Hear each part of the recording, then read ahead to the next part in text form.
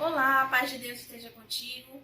Hoje o tema será Jerusalém, Jesus e o Anticristo. O texto base se encontra lá no livro de Mateus, capítulo 23, do 37 ao 39, que diz assim: o lamento sobre Jerusalém. É uma fala de Jesus. Jerusalém, Jerusalém, que matas os profetas e apedrejas os que te foram enviados.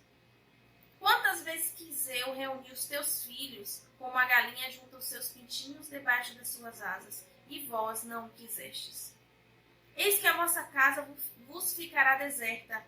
Declaro-vos, pois, que desde agora já não me vereis, até que venhais a dizer: bendito o que vem em nome do Senhor. Os primeiros versículos falam sobre a figura do profeta.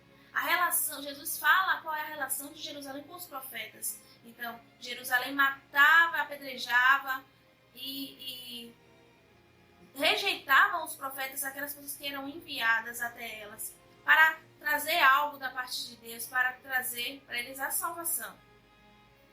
Então, primeiramente, a gente precisa entender o que é profeta. No antigo hebraico, vem da palavra nabi. Nabi, que significa porta-voz.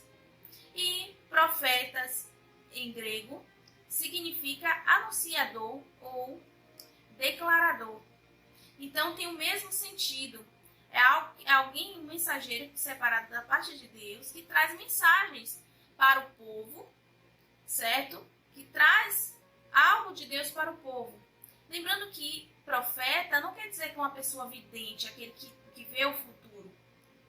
Quer dizer assim, que quando o profeta ele recebe a mensagem de Deus, ele pode ou não receber algo do futuro, revelador, algo revelador. E não necessariamente um atributo que vai estar sempre presente. Porque, de qualquer forma, quando Deus manda uma mensagem, Deus, pela sua natureza de saber sobre todas as coisas, então ele pode apresentar uma profecia, algo que vem revelar o que acontecerá no futuro. Isso pode acontecer ou não. Mas um profeta, ele não é necessariamente e obrigatoriamente uma pessoa que vê o futuro. Então, profecia ou profeta não pode ser visto como um adivinho ou um vidente. Ele pode ter o dom da profecia, sim, Deus pode revelar para ele, sim, mas isso não é necessariamente algo que seja obrigatório. Então, os profetas, muitos dos profetas foram rejeitados, foram mortos. Um dos profetas foram Isaías, Zacarias. Zacarias foi morto dentro do templo. Observe aí a natureza do povo em rejeitar aqueles que eram enviados por Deus para trazer salvação, para trazer algo da parte de Deus. Então, e profetas também que viveram no tempo de Elias. Ou seja, no tempo de Elias se escondeu, correu, porque muitos profetas já tinham sido mortos e ele temia também pela vida dele. E ele se escondeu dentro de uma caverna, até o momento em que Deus preparou ele para uma próxima missão. Então, Jerusalém, eles rejeitaram os profetas. Porque o profeta ele vinha trazer uma mensagem de exortação, de trazer uma mensagem da parte de Deus para que o povo se arrependesse dos seus caminhos maus e se voltasse para Deus, o Criador de todas as coisas. E o povo não aceitava isso. Porque o profeta ele revelava aquilo que era oculto, aquelas coisas erradas que aconteciam no meio do povo. Eles não aceitavam, não queriam. E rejeitavam assim também a mensagem de Deus. Eis que a vossa casa vos ficará deserta. O que Cristo quis dizer com isso? Lá no versículo, no capítulo 21, versículo 6, diz assim também: a destruição do templo. E falavam alguns a respeito do templo, como estava ornado de belas pedras e de dádivas. Então disse Jesus: vedes estas coisas? Dias virão em que não ficará pedra sobre pedra que não seja derribada. Então, outra profecia que o Senhor Jesus ele fala a respeito de Jerusalém e do templo. Juntamente com esse versículo 39 que diz: vossa casa vos ficará deserta. É uma profecia que já se cumpriu no ano 70 depois de Cristo, quando o general Tito ele destruiu a cidade de Jerusalém e devastou o templo e a cidade e seus muros. Então, a profecia que o Senhor lançou sobre Jerusalém. Então, no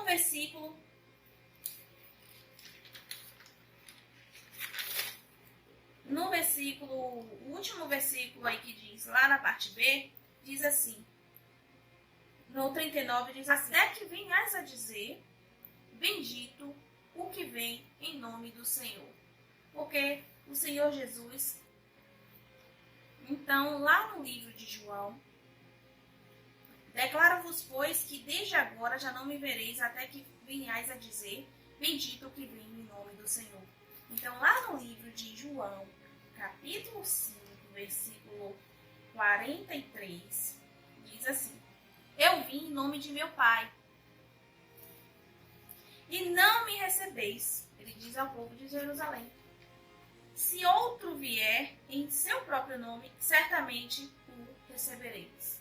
Então, aqui é outra profecia que o Senhor fez, que está para acontecer ainda, porque Jesus ele veio em nome do Pai, foi enviado pelo Pai, exaltava o Pai.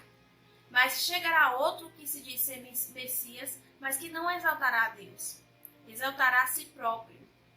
Então, é algo assim que vem em contrapartida, né? Porque o povo de Jerusalém não recebeu